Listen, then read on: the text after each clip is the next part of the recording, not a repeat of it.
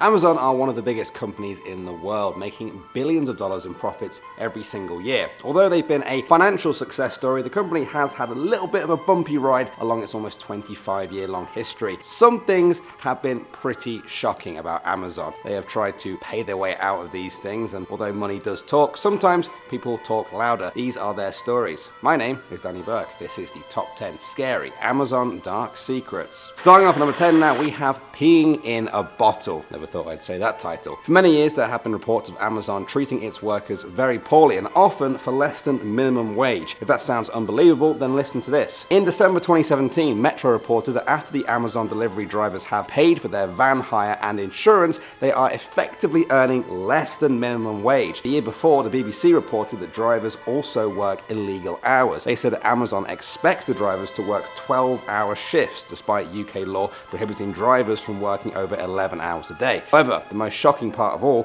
came when the undercover reporter said that colleagues told him they had to defecate in bags and urinate in bottles because there was no time for real toilet breaks. Workers said they lived in fear of being disciplined over idle time and losing their jobs because they needed the toilet. An Amazon spokesperson said Amazon ensures all of its associates have easy access to toilet facilities, which are just a short walk away from where they are working. Still, many critics were inclined to believe the workers would have no reason to lie about this, or, hold it in if they were bursting. Next up at number 9 now, we have illegal items. In December 2015, The Guardian shared their investigation, which found that the British Amazon site listed illegal weapons, including stun guns, pepper spray pistols, and knuckle dusters. Some of them were found to have been developed for military and police forces. To The Guardian's surprise, they were able to purchase these weapons. They included a pistol that fires a jet of high-strength pepper spray at 112 miles per hour, a 1 million volt stun gun disguised as a flashlight, and last but not least, a baseball cap containing a hidden stabbing knuckle duster. I'm wearing a similar one right now. Just kidding, obviously. The sellers on Amazon were said to be from the US and Israel. Now, naturally, many people wondering just how exactly these items got through British customs. Well, the packages have been declared as an LED flashlight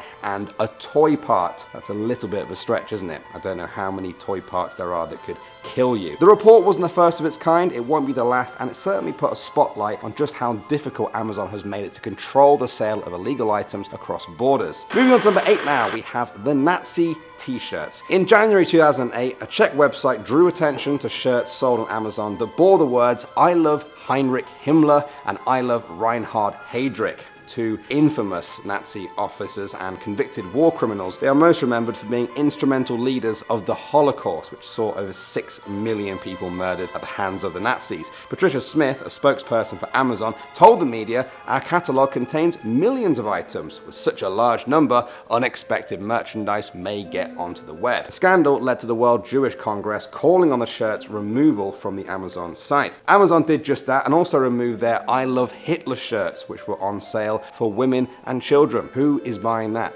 For children as well. So many questions there. Moving on to number 7 now, we have tax avoidance. This is a pretty big one that you may have heard about. In 2012, it was reported that Amazon made £3.3 billion in sales in the UK. That's a lot of money, and so you'd expect a sizable sum to be taxed. But no, that year, Amazon didn't pay any corporate tax on that amount. After a lengthy investigation, Amazon did agree to pay the corporate tax. So, lesson learned, right? Well, apparently not, because in 2017, it was once again reported that Amazon had been avoiding taxes. This time, it was even worse. Despite making European revenues of 21.6 billion euros, the company paid just 16.5 million euros. In the same year, its UK corporation tax bill halved despite revenues rising almost 50%. The spokesperson said that Amazon pays all the taxes that are required in every country where it operates. I don't think so though. Next up at number 6 now, we have the Paedophile Guide. In November 2010, an ebook was sold on Amazon titled The Paedophile's Guide to Love and Pleasure, a Child Lover's Code of Conduct. Of course,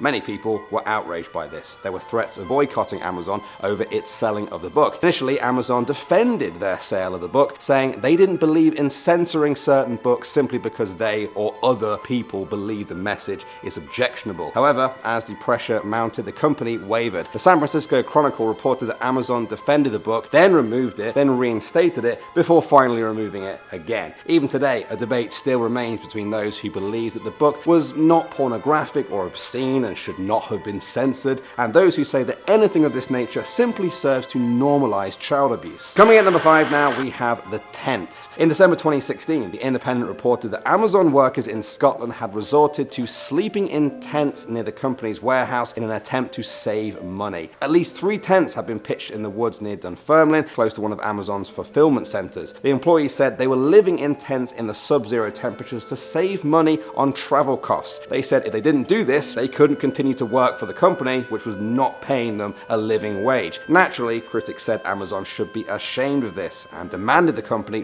raise workers' wages to enable them to commute from their homes. During the week that the story broke, temperatures dropped to -7 degrees in the area, with locals becoming concerned for the welfare of the workers camped out in the woods. An Amazon spokesperson refuted the story, saying that the company pays a fair living wage, enough to allow a commute to work. Critics deny this, saying nobody would sleep in the woods in sub-zero temperatures unless they absolutely had to. Moving on to number 4 now, we have price discrimination. Many websites ask your permission to use cookies, which track what sites you have recently visited. They aim to build up a sort of online profile of you to better market products or tailor your experience. Most of the time, this is fine for people, but Amazon once used it in a very questionable way. One Amazon user found a DVD on the site at one price, but when they deleted their cookies, they were offered the exact same DVD, but at a much lower price. That's right, Amazon gave them 2 very different prices before and after deleting their cookies. This meant that you or I could be given 2 different prices simply because of automated information about our online history. The scandal went right to the top of the company. CEO Jeff Bezos responded to the story by apologizing for the pricing. He said that Amazon will never test prices based on customer demographics. They offered to refund customers who paid the higher prices, but many people felt the cat was now out of the bag. Coming at number 3 now, we have the reviews. In 2004, the New York Times reported that a glitch in the Amazon Canada website allowed authors to write reviews for their own books or rival books written by other authors. Of course, you guys can see why this would be a huge problem. Kind of defeats the whole purpose of having public reviews. Amazon said they had fixed the problem, but over the years, more reports kept coming in. In April 2010, a British historian was found to have posted positive reviews of his own books and negative reviews of his colleagues. A few months later, a news blog found that 75 book reviews had been posted by a public relations company on behalf of their clients. Scandals like this only increased until in 2011, it got even worse. It was then reported that Amazon itself had moved into the publishing business and begun to solicit positive reviews from established authors in exchange for increased promotion of their own books and upcoming projects. Basically, that's just not cool. The whole practice makes reviews kind of worthless. Do you guys trust the ones you see online? Next up at number 2 now, we have the competition. In October 2015, Amazon banned sales of Apple TV and Google Chromecast products that were directly in competition with its own Fire TV product. This was obviously done to create an advantage for their own product, but Amazon denied this. They said they only banned the sales to prevent customer confusion because at the time, Apple and Google devices did not support Amazon's video service. Critics were not buying it though. They argued that Amazon had deliberately refused to develop an app for the other devices as it was trying to suppress their sales. This seemed to be proven true when, in December 2017, Amazon launched an Amazon video app, but neither it or Chromecast products have returned to the site. And finally, number 1 now, we have Holocaust denial. We spoke a little bit about the Holocaust earlier. Some countries hold this piece of history in such high regard that it's actually illegal to deny the Holocaust happened. In October 2013, British magazine The Kernel reported that Amazon was selling books that defend Holocaust denial, and were even shipping them out to countries where Holocaust denial is illegal. The World Jewish Congress called on Amazon CEO Jeff Bezos to remove the books that deny the Holocaust and promote anti-Semitism. In a statement, they said, "No one should profit from the sale of such vile and offensive hate literature. Many Holocaust survivors are deeply offended by the fact that the world's largest online retailer is making money from selling such material." By 2017, the group announced that Amazon had successfully complied with their requests. Well,